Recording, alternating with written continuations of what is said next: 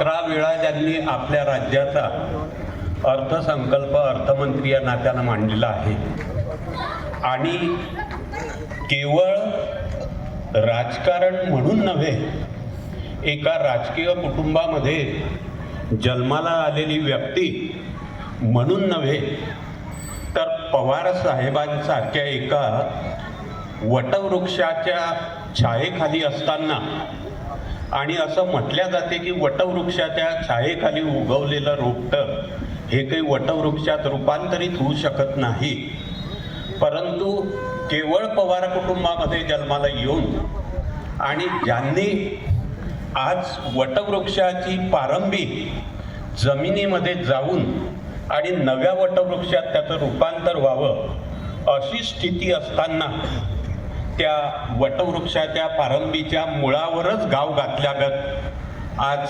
आपली महाराष्ट्राच्या राजकारणाची समाजकारणाची अवस्था झालेली आहे. आणि ज्या व्यक्तीनं आपल्या अनुभवानं अतिशय प्रामाणिकपणानं आणि प्रसंगी कठोर वाटणाऱ्या पण आवश्यक असणाऱ्या अशा शिस्तीतून हा महाराष्ट्र घडवण्याचा प्रयत्न केलेला आहे, त्या आदरणीय अजितदादांचं काल पहाटे अतिशय भीषण अशा विमान अपघातात देहावसान झाला. आणि काही दिवसांनीच आता महाराष्ट्र राज्याचा 12व्यांदा जे अर्थसंकल्प मांडणार होते ते अजितदादा आपल्यातून निघून गेलेले आहेत. आज केवळ महाराष्ट्रातली जनता नव्हे, केवळ एका पक्षाचीच कार्यकर्ते मंडळी नव्हे, तर ज्यांना ज्यांना राज्याच्या प्रगतीची आस आहे आणि एका राजकारणी व्यक्तीनं कसं समाजकारणामध्ये, राजकारणामध्ये राज्याच्या प्रगतीत, देशाच्या प्रगतीत आपलं योगदान द्यावं अशा एका महान व्यक्तिमत्वाला आपण मुकलेलो आहोत. अजितदादांचा जन्म 22 जुलै 1959चा आणि पवार साहेबांचे राजकीय वारसदार म्हणून ज्यांनी आपल्या राजकीय जीवनाची सुरुवात 1991 साली तत्कालीन मुख्यमंत्री सुधाकररावजी नाईक यांच्या मंत्रिमंडळामध्ये कृषी मंत्री म्हणून सुरुवात केली.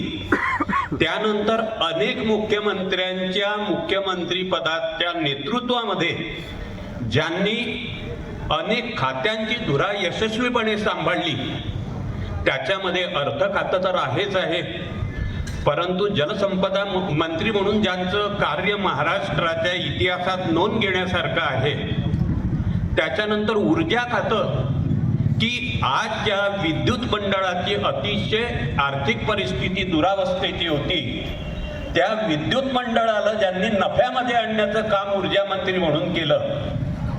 कृषी मंत्री असताना शेतकऱ्यांच्या अनेक हिताचे निर्णय ज्यांनी घेतलेत.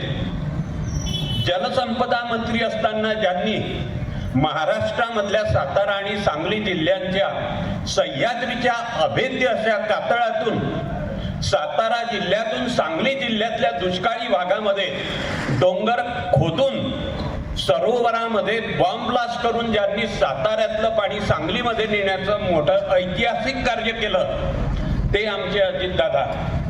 ज्यांनी या राज्यामध्ये अर्थमंत्री म्हणून एक इतिहास निर्माण केला. जनतेचा लोकानुनय न करता राज्याला आर्थिक शिस्त कशी लावावी आणि राज्य अतिशय जास्त आर्थिक हलाखीच्या परिस्थितीमध्ये असताना राज्यानं ओव्हरड्राफ्टच्या माध्यमातून अनेक कर्जे आपल्या राज्याच्या तिजोरीवर करून घेतलेली असताना ज्यांनी अतिशय चांगल्या पद्धतीनं या राज्याची लोकानुनय करत असतो आणि आपल्यावर सारे खुश राहावे म्हणून तो राज्याचं नुकसान झालं तरी चालेल परंतु लोकानुनय करण्याचं काम करत असतो, तर अजितदादांनी आयुष्यात तसं कधी केलं नाहीये. अनुभव असे होते की शिस्तीच्या बाबतीत अजितदादा भोगते होते, परंतु स्वतःच्या कार्यकर्त्यांनी जरी काही चुका केल्या तरी त्या पोटात घालायच्या नाही, उलट त्यानं त्या चुका सुधाराव्या. आणि म्हणून अजितदादांनी कार्यकर्त्यांना सुद्धा वेळोवेळी वळण लावण्याचं काम केलेलं आहे. आज आपण पाहतो की अजित वाडेकरांच्या घरामध्ये, सचिन तेंडुलकरच्या घरामध्ये त्यांच्या मृत्यूशय्येशेजारी सापडलेली आहेत. म्हणजे आयुष्याच्या अखेरपर्यंत काम काम काम आणि हेच त्यांचं सूत्र होतं. सकाळी 5 वाजता उठणारा हा मनुष्य आम्ही आणि शालिग्राम भाऊंनी अनुभव घेतलेला आहे. त्याच्यावर हृदयापासून प्रेम करणारे इथं उपस्थित शोक संतप्त बंधू भगिनींनो, काल सकाळी अत्यंत दुःखदायक पीडादायक बातमी सर्वांच्या कानावर पडली की आज अजितदादा आपल्यातून निघून गेले. त्यांच्या विमानाचा अपघात झाला आणि त्या अपघातामध्ये अजितदादांचं निधन झालं.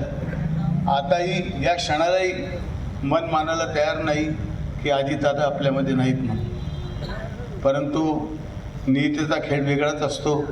स्वतः अजितदादांनी 4 दिवसापूर्वी सांगितलं होतं भाषणामध्ये की नियतीचा खेळ वेगळा आहे, तो मान्य करावा लागतो आणि ज्या वेळेला बोलणं येतं त्यावेळेला जावं लागतं आहे.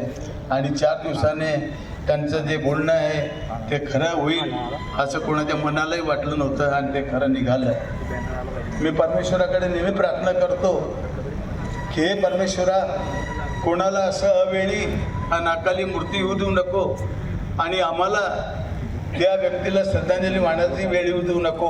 परंतु परमेश्वर इच्छेपुढे कोणाची चालत नाही आणि आपल्याला हे कर्तव्य पार पाडावं लागतं मोठ्या दुःखी मनाने. स्वर्गीय अजितदादा, त्यांच्याबद्दल काय बोलावं, त्यांच्यासाठी बोलण्याकरता शब्दसाठासुद्धा अपुरा राहतो. अशी एक राजकारणातली एक मोठी व्यक्ती होती. दूरदर्शी, जातीभेद न ठेवता कार्यकर्ता आलेल्या कार्यकर्त्यांचं काम करणं आणि सकाळपासून रात्री झोपेपर्यंत केवळ लोकांची कामं कसे होतील, समाजाचा राज्याचा विकास कसा होईल असं नेहमी ध्येय ते ठेवत होते. आणि वेळेचं फार अनुशासनप्रिय, वेळेला खूप ते महत्त्व देत होते. ज्या वेळेला ते बोलत होते त्याच वेळेला ते त्यांच्या अगोदर ते स्वतः हजर राहत होते आणि कार्यकर्तासुद्धा अचंबित होत होते की दादा हजर कसे म्हणून. अधिकारीसुद्धा त्यांना घाबरायचे. त्यांची प्रशासनिक पकड खूप होती. ज्या वेळेला तिथे त्यांचा दौरा असायचा त्यावेळेला त्या ठिकाणचे जे SP असो, कलेक्टर साहेब असो, कोणतेही प्रशासनिक अधिकारी असो, ते घाबरून नसायचे. कारण त्यांना असं बरोबर समजून जायचं की दादा त्या समयाला येणार आहे, ते येणारच आहे. त्यामुळे ते धावपळ करून तिथे हजर राहायचे. असे दादा होते. नेहमी राज्याचा विकास, माझ्या समाजाच्या तळागाळातल्या लोकांचा कसा विकास होईल, कसं भलं होईल असंच नेहमी त्यांच्या मनात असायचं. 6 वेळेला उपमुख्यमंत्रीपद त्यांनी भोगलं, परंतु शेवटची त्यांची जी इच्छा होती की मुख्यमंत्री व्हायची ती परमेश्वराने त्यांची अपूर्ण ठेवली. हे फार मोठं दुःख त्यांच्या मनामध्ये आणि जनतेच्या मनामध्ये सुद्धा ते शल्य राहिलेलं आहे. परंतु आता परमेश्वरी इच्छेपुढे आपलं काही चालत नाही. दादा आपल्यात नाहीत. दादा अजून असायला पाहिजे होते. ही वेळ त्यांची जायची नव्हतीच मुळात. ज्या वेळेला ज्या व्यक्तींना महाराष्ट्राला गरज होती, जसं विलासराव देशमुख, गोपीनाथरावजी मुंडे, प्रमोदजी महाजन, आपले पाटील साहेब आणि आता अजित पवार साहेब, ज्या वेळेला महाराष्ट्राला विकासाकरता, महाराष्ट्राला दिशा देण्याकरता त्यांची जरूर होती आणि त्याच वेळेला नेमकं परमेश्वरांनी यांना बोलून घेतलं. हा फार मोठा आघात महाराष्ट्र राज्यावर झालेला आहे.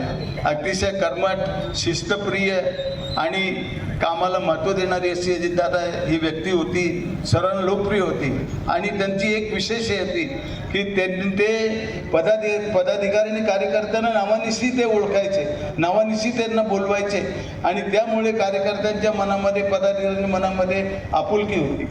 कबीराने सांगितलं आहे, कबीरा जब हम पैदा हुए जग हासे हम रोए. कबीरा जब हम पैदा हुए जग हासे हम रोए, ऐसी करनी कर चलो हम हासे जग रोए. ही उक्ती अजितदादांकरता खरी ठरते. कारण आज दादा हसत हसत आपल्यातून निघून गेले.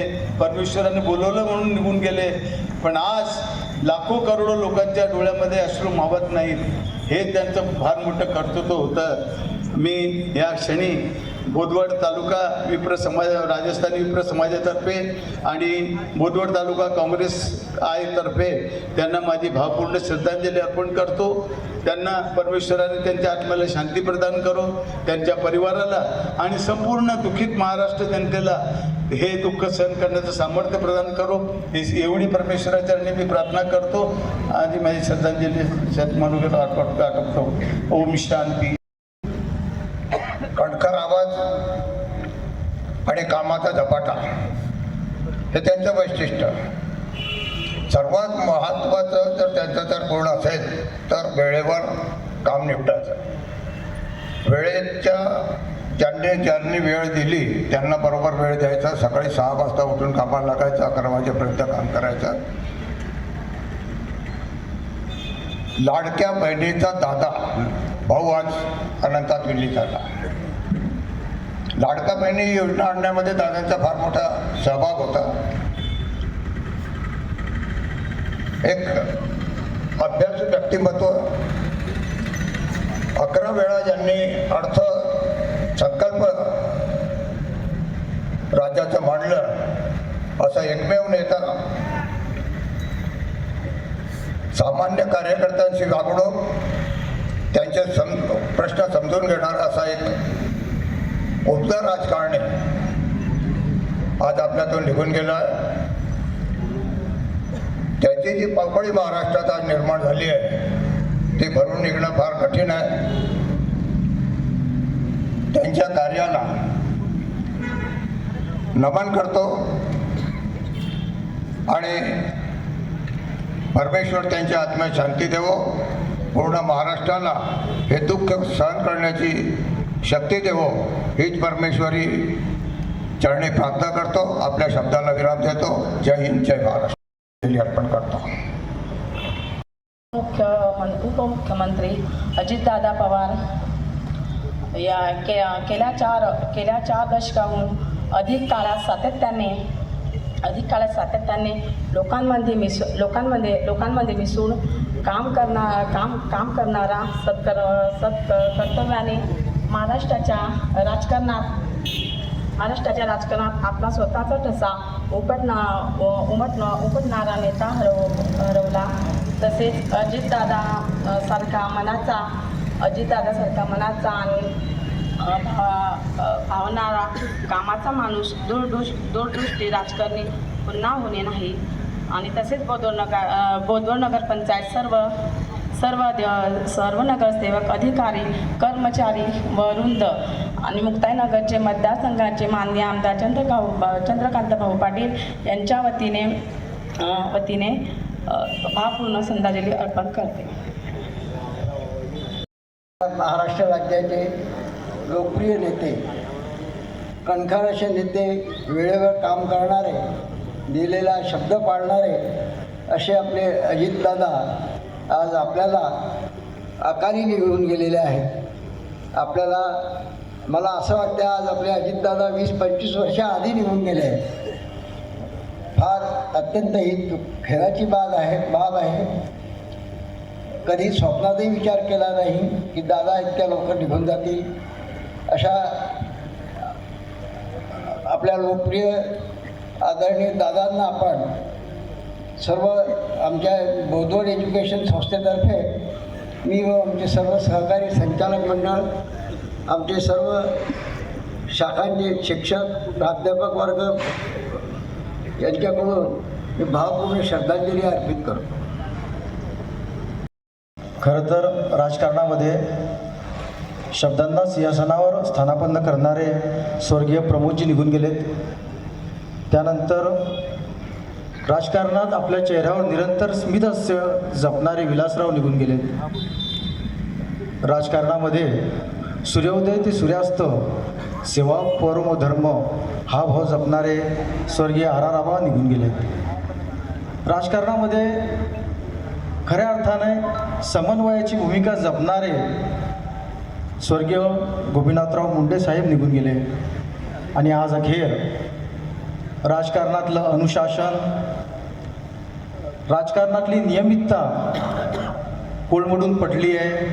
अजितदादांच्या निघून जाण्याने हे सांगताना, हे मांडताना माझ्यासारखे अनेक तरुण युवा राज्यकर्ते व्यथित होत आहेत. खरं तर प्रश्न पडतोय विधात्यासमोर की भगवंता, विधात्या तू इतका कसा रे कठोर झालास आणि माझ्या महाराष्ट्राच्या मातीमध्ये जन्मलेल्या ह्या राज्यकर्त्यांवर, राजकारण्यांवर तू कोपलास. मी व्यथा मांडणार नाही की बाळासाहेब निघून गेले, मी दुःख मांडणार नाही मनोहर जोशी निघून गेलेत, अटलजी निघून गेलेत. कारण समाधान आहे की एक योग्य वय त्यांना मिळाल्यानंतर भगवंत तू त्यांच्या दारी स्वगृही बोलून घेतलं. परंतु मी व्यथित होतो हे मांडताना की आमची ही 5 रत्न तू त्यांना सत्री देखील ओलांडू दिली नाहीस आणि आपल्याकडे बोलून घेतले. इतका कसा तुला तुझा मोह आवरता आला नाही. मी असं नाही म्हणत की आमच्यासाठी त्यांना जगायचं होतं किंवा जगवायचं होतं, परंतु त्यांना त्यांच्यासाठी तरी जगण्याची एक अखेरची संधी मिळायला हवी होती. काल सकाळी सूर्योदय झाला की सूर्यास्त झाला हेच कळत नाही. प्लेन उडालं, प्लेन पडलं, प्लेन क्रॅश झालं, आगीची लोट उठले आणि सगळ्यांच्या तोंडून एकच आवाज निघाला, अजित दादा. पण प्रश्न पडला मला की काय वाटलं असेल त्या शेवटच्या 5 ते 10 सेकंदांमध्ये अजितदादांना, त्या शांभवी पाठक यांना, त्या पिंकी माळी हिला, त्या सुमित कपूर यांना आणि त्या जाधव दादांना. कदाचित त्या 10 सेकंदामध्ये ते म्हणाले असतील, थोडंसं जगून घेतलं होतं, बरंचसं जगणं आता बाकी होतं. कदाचित काही काळ मी माझ्या सौभाग्यवतीला द्यायचा होता, काही काळ मी माझ्या सौभाग्याला द्यायचा होता. कदाचित माझ्या चिमुकल्यांच्या पाठीवरती हात फिरवणं राहून गेलं, त्यांच्या गालावरती एक प्रेमाचा मुका घ्यायचा राहून गेला. कारण तर राजकारण तर होत आलेलं आहे, राजकारण होत आहे आणि राजकारण होत राहील. परंतु त्यांच्या जगण्याचा, त्यांच्या आयुष्याचा वाटा त्यांच्यापासून निघून गेला. मित्रांनो, अजितदादा निघून गेले. प्रत्येक एक व्यक्ती एका दशकामध्ये जन्माला येतो तेव्हा त्याच्यासमोर एक विशेषण लागतं, ज्या विशेषणाचा भार फक्त तो व्यक्तीच झेलू शकतो. जसं 90च्या दशकामध्ये एक विशेषण होतं उद्धवदादा, अबकी बारी म्हटल्यानंतर 99% लोक विरोधातले देखील म्हणायचे अटल बिहारी. तसं आजचा हा काळ होता की जिल्ह्यात, राज्यात आणि देशात दादा अनेक असतील, परंतु गजूभाऊ जर कोणी म्हटलं एकच वादा, तर हृदयापासून एकच शब्द यायचा, अजितदादा. 99% ह्या करता म्हणतोय मी अनंता भाऊ की माझ्यासारख्या माणसाला देखील आणि त्याला फुलवण्याचा वेळ म्हणजे हे पवार कुटुंब. म्हणून माझ्या मनात आग्रह होता, गेल्यानंतर मी काय खोटं बोलणार आहे, कारण मला माझ्यासाठी नरकाचं द्वार उघडं करायचं नाही आहे. परंतु मी बघितला, काहो फोडलेला बघितला. अकोल्याचा माणूस रडत होता, अमरावतीचा माणूस त्यावर पडत होता, नागपूरचा माणूस विवळत होता, बारामतीचा साईड, संभाजीनगर, अहमदनगर, जळगाव, भुसावळची लोक रडत होती, विवळत होती. मला कळलं कदाचित आपल्याला जवळ जाण्याची संधी मिळाली नाही आणि म्हणून मला अजितदादा कळले नाही. परंतु मी ही तर काही विनंती केली नव्हती भगवंताला. सत्ताधारी आणि विरोधक या दोघांमधला दुवा साधला. त्या यांचा काल विमान अपघातामध्ये विमान क्रॅश होऊन अपघातात निधन झालं. ही बातमी टी व्हीवर वाऱ्यासारखी पसरली तेव्हा हृदयामध्ये एक ठोका असा बसला की दादा दादा आणि दादा. दादांचं जे वागणं होतं ते सामान्य माणसांसाठी, कोणासाठी एकदम चांगल्या प्रकारचं होतं. जे काम त्यांच्याच्यानं होत होतं त्यांना ते होच म्हणायचे आणि जे काम त्यांच्याच्यानं होणार नाही त्याला ते कधी हो असं म्हणून नाही, डायरेक्ट नाही ते नाही म्हणायचे. दादांच्या शब्दामध्ये खूप आपुलकी होती. तरी दादा गेल्यामुळे महाराष्ट्र राज्याचं जे नुकसान झालं ते भरून येणार आहे. तरी दादांना मी माझ्यातर्फे, माझ्या परिवारातर्फे, तसेच बोदवड तालुका काँग्रेसतर्फे श्रद्धांजली अर्पण करतो. तसेच त्यांच्या समवेत असलेले विमानाचे चालक, तसेच स्वीय सहाय्यक आणि त्यांचे संरक्षक यांना सुद्धा श्रद्धांजली अर्पण करतो. जय हिंद, जय महाराष्ट्र. फिरायला आलो, मला आपले गजूदादा यांच्या दुकानात गेलो. आपला जाट कंपनी भेटली मला. ते म्हणे की कागद मला समजलं का? मला तेव्हा समजलं की असा प्रकार झालेला आहे. ते पाहून मी घरी गेलो, टी व्ही पाहिला. मनाला असं दुःख वाटलं की जो माणूस शब्दाला जागणारा. एक प्रसंग असा होता बहुत थोडासा आधी अजितदादा जेव्हा बोदवळला आले, जामदुरी आले, मलकापुरात आले होते, आम्ही त्यांना थांबवलं. त्यात एकच वाक्य होतं, जो प्रोग्राम ठरला ते तिथेच जाणार होते. आम्ही सांगलं नाही, तुमचा प्रोग्रामात नाव नाही आहे, त्यामुळे मला इथं थांबता नाही, पुढचे प्रोग्राम लेट होतील, त्यामुळे दादा इथं थांबले नाही. दादा गेल्यामुळे आम्हाला जो त्रास म्हणजे मनाला दुःख वाटलं, त्याबद्दल आमचा भाऊ त्यांना सर्वांची श्रद्धांजली वाहतो. काल 9:15 वाजता या महाराष्ट्रावरती अचानक फार मोठं संकट कोसळलं. महाराष्ट्र राज्याचे उपमुख्यमंत्री आदरणीय दादा आपल्यातून निघून गेले. आपल्या पाठीमागे आपण पाहत असाल सूर्य मावळतो आहे आणि काळोख पसरायला सुरुवात झालेली आहे. तसाच काळोख आज या महाराष्ट्रावरती पसरलेला आहे. मला दादांचा सहवास फार कमी लाभला, पण ज्यावेळेस लाभला मुंबईला गेलो आणि मी ते काम सांगू शकत नाही इथे. आणि ज्यावेळेस ते काम दादांना सांगितलं, दादांनी सकाळी 7 वाजता जळगाव जिल्ह्याचे जिल्हाधिकारी यांना सांगितलं, अजित बोलतो आहे. अंगावरती शहार येत आहे आजही. ते काम 0 मिनिटात तिकडून येस असा शब्द ऐकू आला. ही ताकद आदरणीय दादांमध्ये होती. अशा या दादांना महाराष्ट्र आज मुकलेला आहे. दादांच्या या जाण्याने महाराष्ट्राची आर्थिक, राजकीय आणि सामाजिक अशी फार मोठी हानी झालेली आहे. आर्थिक याकरता की महाराष्ट्राची तिजोरी कशी भरावी आणि या जनतेचं भलं कसं करावं, लाडक्या बहिणींना दिला जाणारा पैसा हा कोणत्या प्रकारे जमा करता येईल तिजोरीमध्ये, याचं जर संपूर्ण श्रेय असेल त्या आदरणीय दादांचा आहे. अशा या दादांचा काल दुःखद निधन झालं. त्यांच्या या दानाने या महाराष्ट्रावरती जे संकट कोसळलं आहे, हे दुःख सहन करण्याची पूर्ण महाराष्ट्राला शक्ती देवो आम्ही ईश्वरचरणी प्रार्थना करतो. त्यांना सद्गती प्राप्त हो. धन्यवाद. अजितदादा पवार यांचा विमान अपघातामध्ये दुर्दैवी असा मृत्यू झाला. ते मृत्यू झाल्याचं दुःख निश्चितच संपूर्ण महाराष्ट्राला आहे, सर्वांनाच आहे, आम्हालाही आहे. त्याकरता इथे बोदवड शहरातील सर्वच राजकीय, सामाजिक, व्यापारी, सर्व क्षेत्रातील मान्यवर पदाधिकारी, महिला भगिनी सर्व उपस्थित आहेत.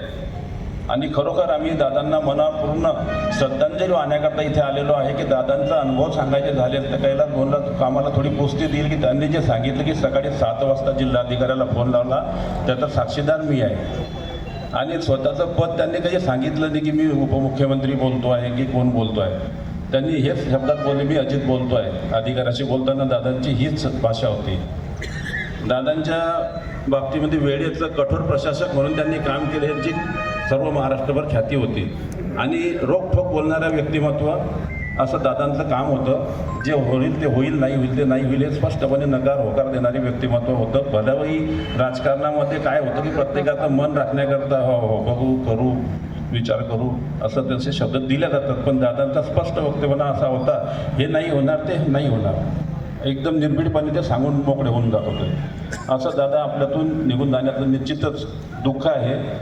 आणि परमेश्वरा ते 6 लोकांचा दुर्दैवी मृत्यू होत असताना कधी त्यात एखादी तरी असा भाग्यवान असायला पाहिजे होता की त्याच्या निमित्तानं का होईना पण आमचे दादा आज आमच्यामध्ये असायला पाहिजे होते, हे मनामध्ये वाटतं. कारण अनेक ठिकाणचे आपण वाचतो किंवा त्याच्यामुळे याच्यामुळे एक कोणी भाग्यवान असतो, त्याच्यामुळे अनेकांचे मृत्यू त्याच्यात थांबवले जातात असं ऐकतो. त्या पद्धतीने एखादी भाग्यवान त्यात कोणीतरी असायला पाहिजे होतं. आमचे दादा आमच्या दात राहायला पाहिजे होते. दादा निघून गेल्याचं निश्चितच आम्हाला सर्वांना दुःख आहे. दादांना हे आमच्यातून निघून गेल्यामुळे जे दुःख आहे ते सर्व आमच्या महाराष्ट्रावर पसरलेलं आहे. संपूर्ण महाराष्ट्राला हे दुःख पेलवण्याची परमेश्वर शक्ती देवो आणि मृतात्म्यास परमेश्वर सद्गती देवो एवढीच ईश्वरचरणी प्रार्थना करतो. धन्यवाद. मिल गई मंजिल कोई हमारी तरह उम्र भर सफ़र में रहा. दादा अलविदा। मैं समस्त मुस्लिम समाज की तरफ से और बोधवड़ नौजवान कमेटी की जानिब से आपको जो है श्रद्धांजलि अर्पण करता हूँ। दादा वादे के पक्के थे और जो काम बोलते थे वो करके दिखाते थे। मैं इतना बड़ा नहीं हूँ कि दादा के ताल्लुक से यहाँ 2 शब्द बोलूँ। दादा से 1 मरतबा नहीं 3 मरतबा मुलाकात हुई। दादा ने मुझे 3 मरतबा मना किया, ये काम नहीं होने का। मेरे साथ में नितिन चौहान और मुक्ता नगर के कुछ नगर सेवक थे।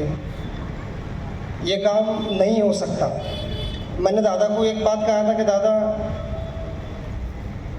बच्चा अगर पैदाइश उसकी होती है बच्चे की, तो उसके माँ बाप एक होते हैं, बाद में भी एक होते हैं। लेकिन बच्चे जब बड़े हो जाते हैं, माँ बाप अब अगर जो है तलाक ले ले, ये वो डिवोर्स ले ले, तो इसमें बच्चे की क्या गलती हो सकती है। तो मैं दादा को शब्दों में समझाना चाहता था कि दादा, राष्ट्रवादी भले ही अलग से हो गई लेकिन माँ बाप तो एक रहते हैं, तो ये काम होना चाहिए। लेकिन दादा ने फिर भी कहा ये काम नहीं हो सकता है, सत्ता के आगे कुछ नहीं चलता है और मुझे सत्ता में रहकर काम करना पसंद है और आप चाहे तो मेरे साथ सत्ता में आके काम कर सकते हैं। और दादा ने जो है बहुत प्रेम दिया और दादा से बहुत कुछ सीखने को मिला।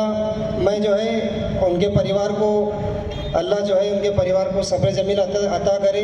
उनके साथ साथ जो है दादा के साथ साथ हादसे के अंदर जो लोग जा चुके हैं हम छोड़कर, उन्हें भी जो है श्रद्धांजलि अर्पण करता हूँ। जय हिंद, जय महाराष्ट्र। आवर्जून उपस्थित असलेले बोधवड व्यापारी संघटनेचे सर्व पदाधिकारी, सर्व राजकीय पक्षाचे पदाधिकारी, सर्व सामाजिक संघटनांचे पदाधिकारी, सर्व नगरसेवक, नगराध्यक्ष आणि माझे वकील बांधव आणि उपस्थित नागरिकांनो, मित्रांनो, ज्या माणसाच्या जाण्याने संपूर्ण महाराष्ट्रातल्या लहान मुलापासून ते म्हाताऱ्या माणसापर्यंत, राजकारणापासून तर समाजकारणापर्यंत सर्वांच्या मनाला जर चटका लावून जाणारी घटना असेल तर ती दादांच्या जाण्याची आहे. इतक्या मनाला वेदना करणारी घटना होती की असं वाटत होतं की आपल्या घरातील एक सदस्य गेल्याचं. जी भावना होती, इतकं दादांवर महाराष्ट्राच्या तमाम जनतेचं प्रेम होतं, इतका आपुलकीचा आपला मानणारा माणूस, कामाचा माणूस आणि जो जो जाईल त्यांच्याकडे त्यांचं काम करणारा माणूस. ज्या वेळेस एका प्रसंग फक्त आठवतो, चंद्रशेखर बावनकुळेंकडे आमची एक हिअरिंग होती. दारूबंदीच्या हिअरिंगच्या निमित्तानं चंद्रशेखर बावनकुळे साहेबांकडे गेलो होतो. त्या टायमाला आम्ही दादांना भेटलो. त्यांनी विचारलं होतं की भैयासाहेबांचं कसं काय चालू आहे. म्हणजे एवढं प्रत्येक व्यक्तीच्या ओळखणं, भेटल्यानंतर त्या माणसासंदर्भात बातचीत करणं, आपुलकीच्या माणसाविषयी 2 शब्द बोलणं, इतका मनाचा मोठा माणूस, राजा माणूस, दिलदार माणूस, पक्षविरहित स्वच्छ राजकारण करणारा माणूस आणि समाजासाठी, लोकांसाठी धडपडणारा माणूस, कार्यकर्त्यासाठी आपला जीवचा प्राण टाकणारा माणूस. त्यामुळे दादांच्या जाण्यानं प्रत्येक माणसाला असं वाटते की माझ्या घरातील सदस्य गेलेला आहे, माझा आत्मा गेलेला आहे. आणि ती जी घटना आहे इतकी मनाला चटका लावून गेली आहे. जर महाराष्ट्राच्या तमाम लोकांना जर ही घटना एवढं चटका लावून जात असेल तर विचार करा दादांनो, त्यांच्या घरामधल्या व्यक्तींवर आणि त्यांच्या जवळच्या व्यक्तींना किती म्हणजे ही घटना मनाला चटका लावून देणारी असेल. खरंच या घटनेनं संपूर्ण महाराष्ट्राचं अतिशय नुकसान झालेलं आहे. दादा म्हणजे एक छोटी व्यक्ती नव्हते. दादा म्हणजे या पुढच्या 50 वर्षाचा व्हिजन घेऊन या महाराष्ट्राकरता धडपडणारा नेता होता. एका व्यक्तीने हे किती धुरंधर होते, बाहुबली होते राजकारणामध्ये. दादा म्हटल्यानंतर दादांचा आवाज समोरच्या दादांनी सांगितलं की कलेक्टरला गेल्यानंतर कलेक्टरनं ते काम केलंच पाहिजे, इतका दरारा दादांचा होता. खऱ्या अर्थानं दादा माणूस, महाराष्ट्राचा दादा ज्याने म्हणजे बोलल्यावर काम झालं पाहिजे, घंटो का काम मिनटो में करणारा माणूस म्हणजे दादा. आणि दादांसारखा नेता होणे नाही. महाराष्ट्राच्या तमाम जनतेचं, बऱ्याचशा लोकांनी सांगितलं की लाडक्या बहिणींचं, सर्वांचं यामुळे नुकसान झालेलं आहे.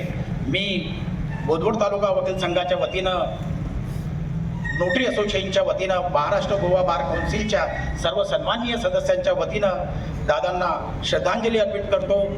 दादांच्या आत्म्यास परमेश्वराकडे विनंती करतो, आई भवानीकडे विनंती करतो की त्यांना चिर शांती देऊ. आणि यामुळे या महाराष्ट्रावर आणि या सर्व राजकारणावरच्या लोकांची आणि राजकीय क्षेत्रात काम करणाऱ्या सर्व ज्या बांधवांची जी हानी झाली आहे त्यांच्यावर खऱ्या अर्थानं दुःखाचा डोंगर म्हणण्यापेक्षा त्यांची अपरिमित हानी झालेली आहे.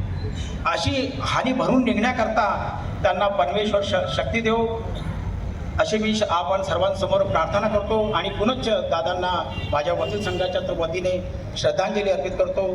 ओम शांती. आज आपल्या महाराष्ट्राचे लाडके कंखर व्यक्तिमत्व अजितदादा पवार हे आपल्यातून निघून गेलेत. त्यांच्या दुःखामध्ये आपण सर्व बोदवड तालुक्यातील सर्व शोकाकुल बंधू त्यांच्या दुःखामध्ये सामील आहोत. सर्वप्रथम मी सांगणे इतकं मोठं नाही, परंतु दुःख एवढंच आहे की मनमयाळू स्वभावाचं व्यक्तिमत्व, सर्व धर्म समभाव एकच वागणारा व्यक्ती हा आपल्या महाराष्ट्रातून मुकलेला आहे. त्या दादांना शतस नमन करतो, श्रद्धांजली वाहतो. Republican party of India Bodwad तालुक्याच्या सर्व समाज बांधव आणि बौद्ध समाजाच्या वतीने मी अजितदादा पवार यांना श्रद्धांजली अर्पित करतो. जय हिंद, जय महाराष्ट्र. आज दादा आपल्यातून निघून गेले. थोडक्यात सांगायचं म्हटलं म्हणजे जो आवडी सर्वांना तोची आवडी देवाला आणि गुण असावी चंदनाभरी. दादा काही एका समाजाचे किंवा एका धर्माचे नव्हते. दादा आपल्या महाराष्ट्रातल्या जनतेच्या हृदयावरती प्रेम करणारे होते, हे दिसून आलं आहे. आणि दादा सतत आपल्यासोबतच राहतील विचाराने, आपण त्यांना सोबत ठेवू. मी राजपूत समाजाच्या वतीने आणि माझ्या वैयक्तिक घराच्या वतीने, माझ्या फॅमिलीच्या वतीने भावपूर्ण श्रद्धांजली देतो. इथंच थांबतो. जय हिंद, जय महाराष्ट्र. अजितदादा पवार महाराष्ट्र राज्याचे 6 वेळा उपमुख्यमंत्रीपद भोगलेले, हृदयातून आमच्या निघून गेले. त्याबद्दल आजच्या त्यांच्या या शोकाकुल सभेसाठी उपस्थित बोदवड आणि बोदवड पंचक्रोशीतील सर्व पदाधिकारी, नागरिक आणि सर्व स्तरातील व्यापारी असतील, संघटना असतील, सर्वातील उपस्थित असलेले, आज खरोखरच आजचा हा दिवस आपल्या महाराष्ट्रासाठी अतिशय दुःखाचा आहे. आणि त्यांच्याविषयी बोलायचं म्हणजे आपल्याला खूपच वेळ लागेल. असं व्यक्तिमत्व महाराष्ट्रामध्ये होणं आता याच्या पुढे भविष्यामध्ये शक्य नाही. कारण प्रत्येकाची जाण असलेला नेता या महाराष्ट्रामध्ये आज आपलं निर्माण झालं होते, परंतु त्या काळाने जप घातली. महाराष्ट्राचं हे दुर्दैव आहे की प्रत्येक ज्या वेळेस महाराष्ट्र शुद्धीवर येण्याचा प्रयत्न करतो त्यावेळेस आपल्या महाराष्ट्रातील जे कणखर नेतृत्व आहे, ते दातृत्व आहे, जे कर्तृत्ववान व्यक्ती आहे आणि ती आपल्यातून निघून जाते. हे महाराष्ट्राचं खरोखर दुःख आहे. आणि म्हणून अशा व्यक्तिगत 2 शब्द इथं बोलण्यासाठी आपल्याला संधी प्राप्त झाली, कारण आपल्यावरती त्यांचे फार उपकार आहेत. आपण जरी सूर्यापर्यंत पोहोचत नाही, पण सूर्याचे किरण आपल्यापर्यंत पोहोचतात. म्हणून मी जरी त्यांच्यापर्यंत पोहोचलेलो नसेल, पण त्यांच्या प्रत्येक योजनेचा लाभ या ठिकाणी मी शेतकऱ्याच्या माध्यमातून घेत असतो आणि शेतकऱ्याविषयीचं त्यांचं अतोनात प्रेम. आणि म्हणून या ठिकाणी सांगू इच्छितो, सांगू कसे कुणाला, बोलू कसे कुणाशी, हरवून जीव बसली वाणी उगी उपासी, हृदयात दाटलेला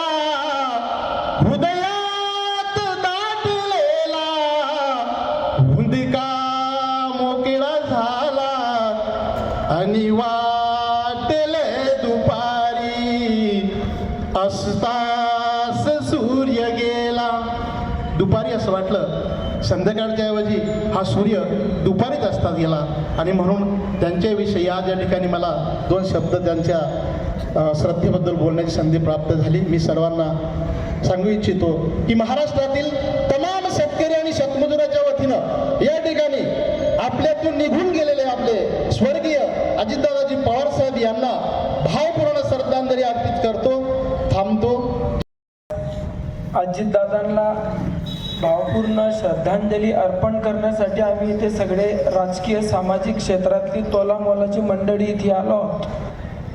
खऱ्या अर्थानं आमच्यासारख्या सामान्य कुटुंबातील मुलांनी राजकारणामध्ये यावं, 2-2 वेळा या तालुक्यामध्ये 3 वेळा, 2 वेळा नव्हे 3-3 वेळा तालुका अध्यक्ष व्हावं, मतदारसंघाच्या प्रवक्तेपदी काम करावं, सरपंच तेही अतिशय हलाखीच्या परिस्थितीमध्ये आमच्यासारख्यांनी या सरपंच पदावर देखील विराजमान व्हावं.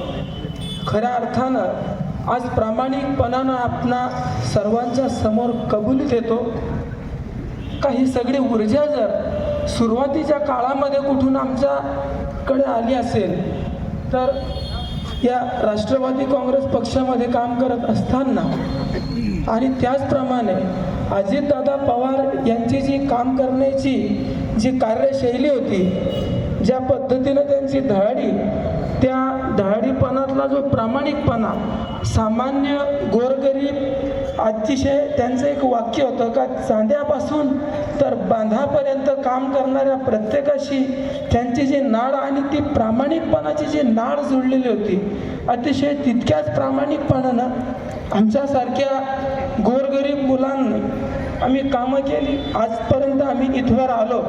खऱ्या अर्थानं आयुष्याची संध्याकाळ ही कधी होईल आज कुणीही सांगू शकत नाही, परंतु माझ्या आयुष्यातला जो दादांशी माझा संपर्क अनेक वेळा आला राजकीय क्षेत्रात काम करताना, परंतु साधारणतः 3 वर्षाचा एक प्रसंग होता, 3 ते 3.5 वर्षाचा, का माझ्या गावातील एक मनोहर सपकाळे नावाची व्यक्ती होती.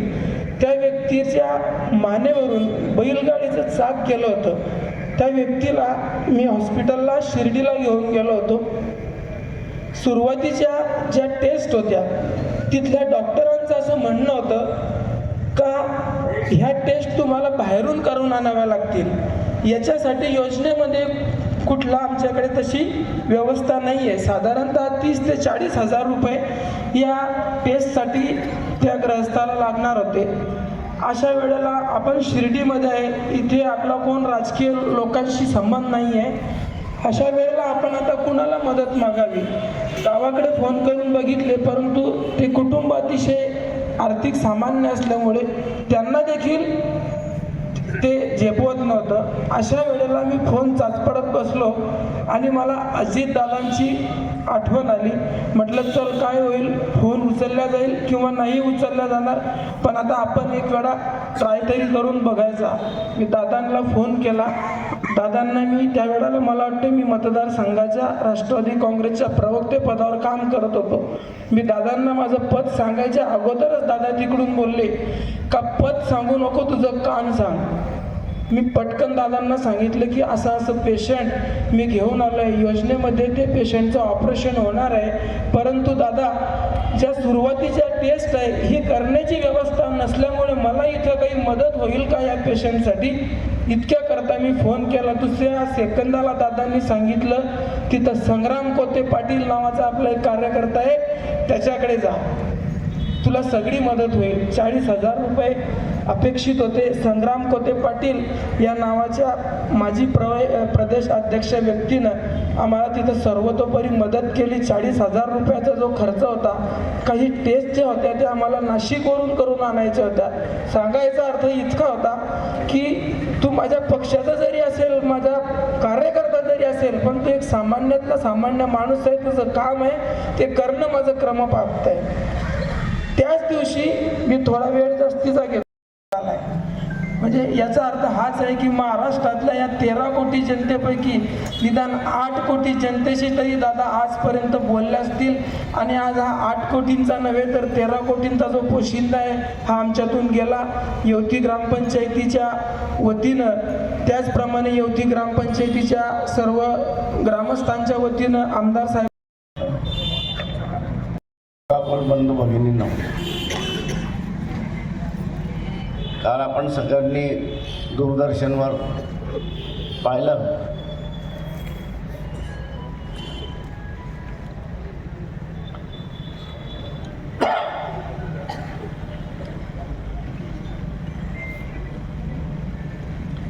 त्या बाबतीवर खरं म्हणजे विश्वास बसत नव्हता.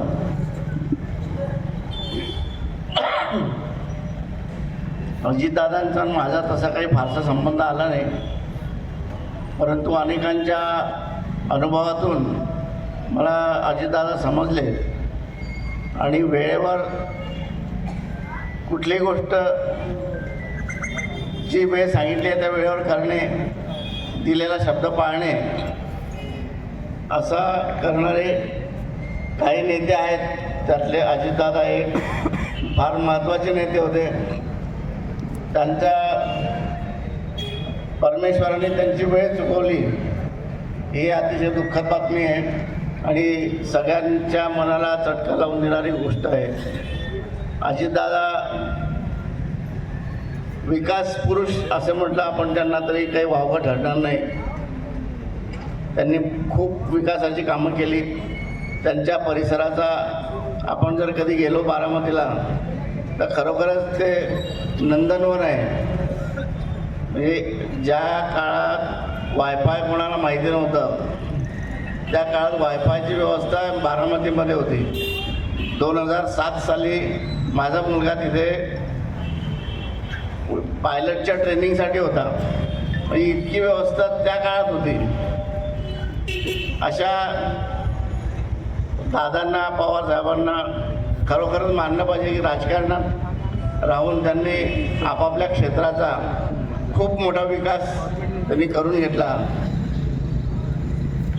विकास पुरुष अजितदादांना आज मी माझ्या संस्थेच्या वतीने, संघ परिवाराच्या वतीने आणि व्यक्तिगत श्रद्धांजली वाहतो. जय हिंद, जय महाराष्ट्र. पवार यांचे काल अपघातामध्ये निधन झाल्यानंतर वाऱ्यासारखी बातमी भारतभर, महाराष्ट्रभर पसरली. त्यातच स्वर्गीय प्रल्हादराव पाटील व भैयासाहेबांचे व पवार परिवाराचे सर्वांनाच आपल्याला कल्पना आहे की किती ऋणानुबंध आहे. त्या माध्यमातून मलाही अजितदादांची भेट घेण्याची अनेक वेळा संधी मिळाली व दादांना जवळून मी अनुभवलं. दादांचं काम करण्याची पद्धत मी जवळून बघितली. स्वर्गीय देवीसिंह शेखावत यांचं निधन झाल्यानंतर रायगड बंगल्यावरती दादा आले असता रावसाहेबांच्या समन्वय माझी दादांची 2 मिनटं बोलण्याची मलाही संधी मिळाली. खरोखर बघितलं तर बोदवळकरांचं किती दुःख झालं आहे. बोदवळकरांना आज सकाळपासून व्यापारी संघटना असो, सर्वपक्षीय लोक असो, सर्व धर्मीय लोक असो, यांनी कळकळीत बंद पाडला. याबद्दलही मनामध्ये खूप मनाला अभिमान वाटतो की परिवारांचं, पवार परिवाराचं किती बोदवळकरांशी संबंध असतील हे यातून जाणवतो. आज सम्राटदादा सुद्धा इथं आलेले आहे, परंतु बोदवळ तालुक्यातून असंख्य कार्यकर्ते बारामती इथे अंत्यविधीसाठी पोहोचलेले आहे. भैयासाहेबांच्या समन्वयात मी दादांना भावपूर्ण श्रद्धांजली अर्पण करतो. माझ्या शब्दाला पूर्ण विराम देतो.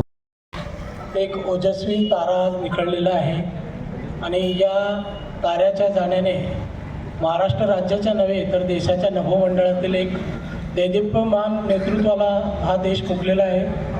या दुःखद घटनेतून सावरण्याची शक्ती परमेश्वर संपूर्ण पवार कुटुंबियांना प्रदान करो, तसेच या देशातील प्रत्येक दादांवर प्रेम करणाऱ्या नागरिकांना प्रदान करो ही श्रद्धांजली वाहतो. आणि बोदवळ पत्रकार संघटना या दुःखात सहभागी आहे आणि या दुःखातून सावरण्याची शक्ती परमेश्वर त्यांच्या कुटुंबियांना प्रदान करो. इतके 2 शब्द बोलून माघार घेतो. धन्यवाद. कालपर्यंत ज्यांना आम्ही टी व्हीवर बघायचो आणि नेहमी स्मित हास्य ठेवत त्यांनी आपली कामे जी आहे ती निरंतर चालू ठेवली. त्यांचा अनुभव एकाच शब्दात सांगायचं म्हणजे अजितदादा म्हणजे होकार किंवा नकार. अजितदादांनी एखादी गोष्ट सांगितली होणार तर ती होणार, त्याला कोणीही थांबू शकत नाही. आणि त्यांचा नकार जर असला तर त्यांचा नकारच राहायचा. जसं काकांनी सांगितलं की त्यांच्या लिस्टमध्ये जर ते नाव नसेल तर मग तुम्ही त्यांना थांबवा की काहीही करा. हे खूप वेगळं आहे. आपण राजकारण काम करत असताना विचार करतो की नाही कोणीतरी आणखी नवीन भेटतोय तर ठीक आहे, पण आमदारांनी सांगितले की त्यांच्या लिस्टमध्ये माझं नाव नव्हतं. आम्ही सत्कार इथं करतोय, त्यांना मलकापूरला जायचं होतं, जामनेरवरनं ते आले होते, पण त्यांनी स्पष्ट शब्दात नकार दिला. हे स्पष्ट शब्दात नकार देणारा नेता आणि महाराष्ट्राचं भविष्य ज्यांनी या महाराष्ट्राच्या राजकारणात एक बॅलन्स क्रिएट केला होता, आज तो बॅलन्स कुठेतरी तुटताना दिसतोय. आणि हे बॅलन्स जो तुटतोय हे सगळ्या महाराष्ट्रातील लोकांच्या मनात आहे. आज बोदवड सारख्या एका नगरीमध्ये अशा पद्धतीने कडकडीत बंद पाडल्या जाणे म्हणजे आज उत्स्फूर्त लोकांच्या भावनेतून श्रद्धांजली हे दुकान वगैरे पूर्ण मार्केट बंद ठेवून सर्वांनी अजितदादांना अर्पण केलेली आहे. आज आपण इथं सर्व शोकाकुल बंधू आहोत. आपल्याला सगळ्यांना माहिती आहे की आता ते निघून गेले, आता ते येणार नाही, पण त्यांचा तो दरारा नेहमी लक्षात ठेवला जाईल. हा महाराष्ट्र अजितदादांचा दरारा लक्षात ठेवला जाईल. अतिशय खानदानी व्यक्तिमत्व, त्यांच्या नावात नेहमी लोक बोलायचे की Pawar is a power, Pawar is a power. म्हणजे हा जो पॉवर होती ती पॉवर प्रत्येक प्रशासकीय अधिकाऱ्याला जवळून त्यांनी अनुभवलेली आहे. जसं आणखी काही अगोदर वक्त्यांनी सांगितलं की अजितदादा बोलतोय म्हणजे समोरचं काम झालं समजून घ्यायचं. आणि हा जो दरारा त्या प्रशासकीय अधिकाऱ्यांच्या मनात निर्माण करणं ही काही सोपी बाब नाही. अजितदादा लोकनेते होते. त्यांनी पूर्ण महाराष्ट्रामध्ये प्रत्येक ठिकाणी, प्रत्येक तालुक्यात, गावात आपले लोक जे आहेत तर ते पेरून ठेवलेले होते. तुम्ही महाराष्ट्रात कुठेही गेले तरी आज अजितदादांचे समर्थक आहे ते मोठ्या संख्येने आहेत. आपण बघितलं की डायरेक्ट कनेक्ट ठेवणारा जो नेता असतो, आपण खूप सारे नेते बघतो आजकाल अवतीभोवती, पण ज्या नेत्याचा प्रत्येक कार्यकर्त्यासोबत किंवा त्या गावातल्या व्यक्तीसोबत किंवा तालुक्यातल्या सामाजिक कार्यकर्त्यांसोबत डायरेक्ट कनेक्ट आहे अशा व्यक्तीला आपण लोकनेता म्हणतो. आणि ते लोकनेते विमान अपघातात आपल्यामधून निघून गेले. अत्यंत शोक आपल्याला झालेला आहे. आणि मी आमच्या शिवसेना परिवाराच्या वतीने, त्याचप्रमाणे आपल्या मुक्ताईनगरचे कार्यसम्राट आमदार चंद्रकांत भाऊ पाटील यांच्या वतीने श्रद्धांजली अर्पण करतो. थांबतो. आपल्यातनं निघून गेले. या महाराष्ट्र राज्याचं दिलदार, दमदार आणि नामदार असं नेतृत्व असलेलं व्यक्तिमत्व, अभ्यासू, ज्या राज्याला त्यांच्यासारखा अभ्यासू अर्थमंत्री मिळाला. खरं तर लाडक्या बहिणीच्या योजनेमध्ये दादांचा अभ्यास फार महत्त्वाचा होता. निर्णय जरी मुख्यमंत्र्यांनी घेतला, उपमुख्यमंत्र्यांनी घेतला, पण त्याच्यातली बजेट किती जाईल, कसं जाईल याचा खरा अभ्यास दादांनी केला आणि लाडक्या बहिणींना न्याय दिला. आज दादाचा या राज्यामध्ये अर्थ विभागामध्ये सिंहाचा वाटा होता आणि असा मंत्री अर्थ विभागाला मिळणं कठीण आहे. ज्या वेळेला फडणवीस साहेबांनी आणि शिंदे साहेबांनी दादांकडे जी जबाबदारी दिली ही फार अभ्यासपूर्ण दिली, कारण ती पेलवण्याची ताकद दादांमध्येच होती. अर्थ खातं एका राज्याचं चालवणं एवढं सोपं नव्हतं. आणि असा एक नेता, महान नेता आपल्यामधून आज निघून गेला आणि ही पोकळी भरणं शक्य नव्हे. दादा, आपणास मी मराठा समाजाच्या वतीने भावपूर्वक श्रद्धांजली अर्पित करतो. जय महाराष्ट्र. मेला पीछे छुटा राही चल अकेला ही म्हण दादांना लागू असते. कारण आपण सर्वांनी दूरदर्शनवर बघितलं, दादांना जेव्हा अग्निडाग देत होते तेव्हा लाखोचा समुदाय शोकाकुलमध्ये तिथे होता. असंख्य त्यांचे कार्यकर्ते त्या ठिकाणी उपस्थित होते. त्यामुळे माझंही मन हे लावलं. असं वाटलं की मी पण तिथे असायला पाहिजे होतो, परंतु नाईलाज, काही गोष्टींना नाईलाज असतो. त्यामुळे आज मी दादांना भावपूर्ण श्रद्धांजली अर्पण करतो. माझ्या अहुजा परिवारातर्फे व सिंधी समाजाच्या वतीनं, तसेच जळगाव जिल्ह्याचे माजी आमदार गुरुदास जगवानी यांच्या वतीने मी भावपूर्ण श्रद्धांजली अर्पण करतो. जय हिंद, जय महाराष्ट्र. करतो. काल नेहमीप्रमाणे आपले जे कामं सुरू होते ते मी करत होतो. माझा मित्र उमेश माडी याचा फोन आला, संजू लवकर टी व्ही बघ, दादा दवाखान्यात गेले. म्हटलं असं काय झालं नेमकं?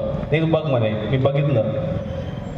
मी जेव्हा ते एरोप्लेन क्रॅश झालेलं पाहिलं, ते तुकडे बघितले, मनात शंका चमकून गेली की दादा नाहीत.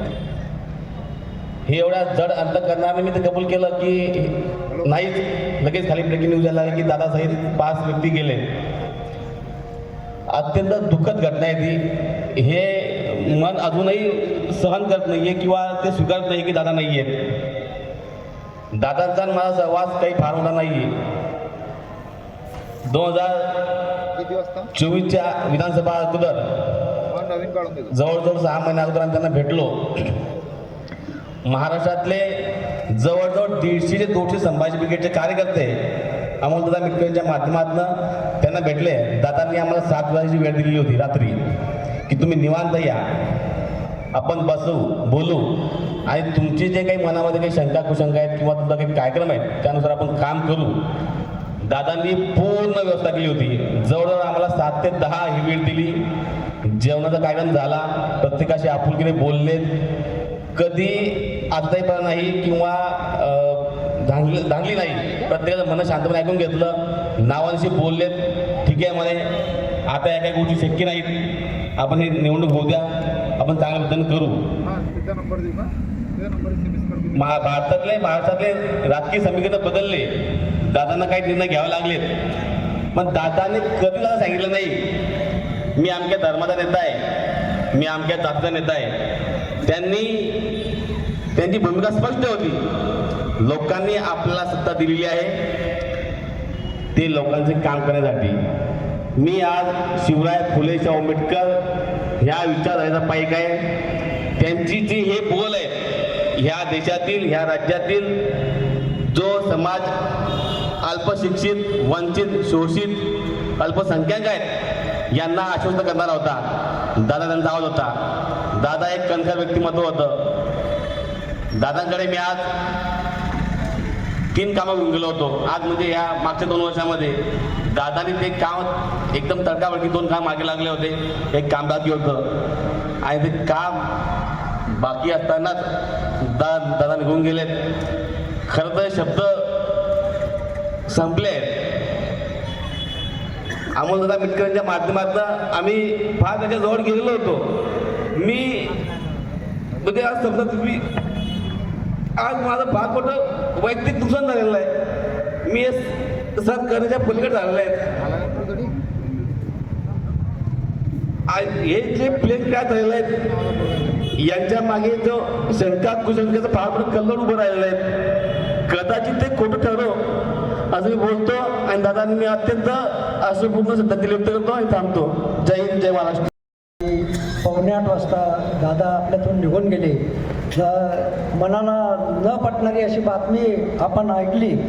आपल्या राज्याचे उपमुख्यमंत्री सन्माननीय अजितदादा पाटील हे पवार आपल्यातून निघून गेले. दादांचे मी सरपंच असताना मला चांगल्या प्रकारे अनुभव आहे. आदरणीय भैयासाहेबांच्या माध्यमातून माझे ग्रामपंचायतीचे बऱ्याच 2-3 वेळा कामं अडली. राष्ट्रीय ग्रामीण पेयजल योजना असो, ग्रामपंचायतीचे कामं असो, आदरणीय दादांनी एका फोनवर माझे कामं केले. हा मला दादांचा अनुभव आहे. मी दादांना बोदोड तालुका काँग्रेस कमिटीतर्फे आणि माझा पाटील परिवार येवती ग्रामस्थांतर्फे आणि आमचे बोदोड शहराचे अध्यक्ष ज्ञानेश्वर भाऊ नेरकर यांच्यातर्फे दादांना भावपूर्ण श्रद्धांजली अर्पण करतो. ओम शांती शांती. सर्वांचं दुर्भाग्य आहे की आपल्याला आदरणीय अजितदादांना श्रद्धांजली व्हावी लागते. अजितदादा हे आमच्या राष्ट्रवादी परिवाराचे बापच एक प्रकारे बापच होते. आज आम्हाला आमचा बाप गेल्याचं दुःख होतं. आदरणीय पांडुरंग भाऊ मागे बसलेले आहे, संजय भाऊ इथे आहे, शालिग्राम काका आहे, विलास भाऊ आहे. मुक्ताई उपसा सिंचन योजनेची कर्जमाफीसाठी आम्ही शिष्टमंडळ घेऊन अजितदादांकडे गेलो. दादा म्हणजे मी तुमचं कर्ज 100% माफ करून देणार आहे. अशोकराव चव्हाण त्यावेळेस मुख्यमंत्री होते. दादांनी त्यांचा शब्द पाळला. दादांनी लगेच ईश्वर बापूजी जे त्यावेळेस बँकेचे चेअरमन होते, बापूजींना विचारलं की तुम्ही या शेतकऱ्यांचं व्याज माफ करणार आहे का? बापूजींनी सांगितलं यस, मी व्याज माफ करू शकतो. दादांनी फटक्यात निर्णय घेतला आणि आमचे 58 कोटी रुपये मुक्ताई उपसा सिंचन योजनेचे एका फटक्यात माफ केले. 2,500 एकर जमिनीवर सातबाऱ्यावर शेतकऱ्यांचा बोजा होता, कोणी जमीन विकू शकत नव्हतं. एका फटक्यात निर्णय घेणारा माणूस, एकच वादा. आणि अजितदादा त्यांना म्हणतात असंच नाही म्हणत. आणि अजितदादांनीच 1996 मध्ये पवार साहेबांच्या माध्यमातून बारामतीमध्ये विमानतळ मंजूर करून आणलं. जर ते आणलं नसतं तर आजचा दिवस आपल्याला बघावा लागला नसता. बारामती एकमेव असं ठिकाण आहे तालुक्यात की तिथे तालुक्यात इथे विमानतळ आहे. जर ते विमानतळ आणलं नसतं दादा आज आपल्यातून गेले नसते. दादा जाण्याचं आम्हाला खूप दुःख आहे. आमचा पोदळ म्हणून पुरा धोमखेडा रस्त्याच्या कामासाठी आम्ही दादांकडे गेलो. संजू भाऊ आमच्यासोबत होते. अगोदर निधी दादांनी दिला, अधिकाऱ्यांनी तो निधी दुसरीकडे वळवला. दादांजवळ आम्ही पुन्हा गेलो. दादांनी एका फटक्यात विशेष पॅकेजमध्ये निधी दिला. असं हे व्यक्तिमत्व आज बारामती असेल, पुणे असेल, पिंपरी चिंचवड असेल, IT सेक्टर जो उभं राहिलेला आहे त्याला हे व्यक्तिमत्व कारणीभूत आहे. या पवार परिवाराशी आमच्या पाटील परिवाराचे पिढ्यानपिढ्यांचे संबंध आहेत. आदरणीय भैयासाहेबांच्या माध्यमातून खूपदा दादांशी संपर्क आला. अतिशय सोजवळ स्वभावाचे व्यक्तिमत्व, काम होत असेल तर येस, नाही होत असेल तर नो सांगणारं व्यक्तिमत्व आज आपल्यातून निघून गेलं. त्याचं फार मोठं दुःख आहे. माझी वैयक्तिक खूप राजकीय आणि दादांच्या दानामुळे झालेली आहे. असं म्हणजे आमच्यासारख्या तरुणांना दादा म्हणजे एक उमेद होते की राजकारणात कोणाच्या सोबत पुढे भविष्यात काम करायचं, दादांसारख्या नेत्याच्या सोबत करायचं अशी अपेक्षा होती. परंतु परमेश्वराच्या मनात काहीतरी वेगळंच होतं. एवढं बोलतो आणि थांबतो. ओम शांती. अशी फार थोडी व्यक्तिमत्व होतात आणि त्यातील एक व्यक्तिमत्व म्हणजे आदरणीय स्वर्गीय अजितदादा पवार. कालची जी सकाळ उजाडली महाराष्ट्रासाठी, ती सकाळ एक काळोख घेऊन निर्माण झाली. आदरणीय अजितदादा एक असं व्यक्तिमत्व, नेतृत्व, कर्तृत्व, राजकारण होत राहतं, होत राहील, होत जाईल. परंतु राजकारणामध्ये फार थोड्या लोकांचा अभिमान वाटावा आणि त्या व्यक्तीसारखं आपण व्हावं अशी फार कमी व्यक्तिमत्व या महाराष्ट्रात होऊन गेली. त्यापैकी एक अजितदादा होते. 22 जुलै 1959 रोजी देवळाली, आताचं अहिल्यानगर आणि तेव्हाचं अहमदनगर या ठिकाणी अजितदादांचा जन्म झाला. आणि खऱ्या अर्थाने एका सूर्याचा जन्म झाला त्या दिवशी असं म्हणायला हरकत नाही. ज्ञानदेवी रचला पाया, तुका झाला सी कळस. जो पाया आदरणीय शरदचंद्र पवार साहेबांनी बारामतीमध्ये रोवला, त्याला कळस करण्याचं काम कोणी केलं असेल तर ते अजित अनंतराव पवार यांनी केलं. आधी आपण आपलं घर सुधारलं पाहिजे तर आपण आपलं गाव सुधारू शकतो. या व्यक्तिमत्वाचं धनी म्हणजे आदरणीय अजितदादा पवार. अतिशय दुःख प्रसंग आहे. जे विमानतळ ज्या दादांनी निर्माण केलं त्याच विमानतळावरती अजितदादांनी शेवटचा श्वास घेतला. जे महाविद्यालय, वैद्यकीय महाविद्यालय अजितदादांनी त्याच्या पायाभरणीपासून, त्याचे फोटो मी काल यूट्यूबवर सर्च करून पाहिले, तुम्ही केले तर प्रत्येकाच्या डोळ्यात पाणी आल्याशिवाय राहणार नाही. ते वैद्यकीय महाविद्यालयाचा पाया रोवल्यापासून तर दरवाजा. मंडळी, बोदवरकरांसाठी एकदम खुशखबर. आता लग्न, रिसेप्शन, बर्थडे पार्टी किंवा कोणताही खास सोहळा असो, जळगाव, नाशिक, मुंबईला धाव घेण्याची गरजच नाही. कारण बोदवड मध्येच सुरू झाले आहे अॅग्रवाल लॉन्स. भव्य, प्रशस्त आणि एकदम सुसज्ज. इथे मिळतात लग्न समारंभ व जेवणासाठी स्वतंत्र, मोठा आणि आकर्षक हॉल, फर्निचर युक्त 25 पेक्षा जास्त रूम्स, तेही अटॅच बाथरूम सह, गार्डन आणि मुलांसाठी खास प्ले एरिया, भरपूर पार्किंगची मस्त सोय, स्वच्छता आणि जनरल व्यवस्थापन सुविधा ऑन पॉइंट. तुमच्या खास दिवसाला करू शकता अजून खास, स्टायलिश, भव्य आणि सुंदर. पत्ता अॅग्रवाल लॉन्स, मालकापूर रोड, जय माता दी चिनिंग जवळ, बोदवड. संपर्क मोहित अॅग्रवाल. कॉल नाव 9422292711 and 9370745705.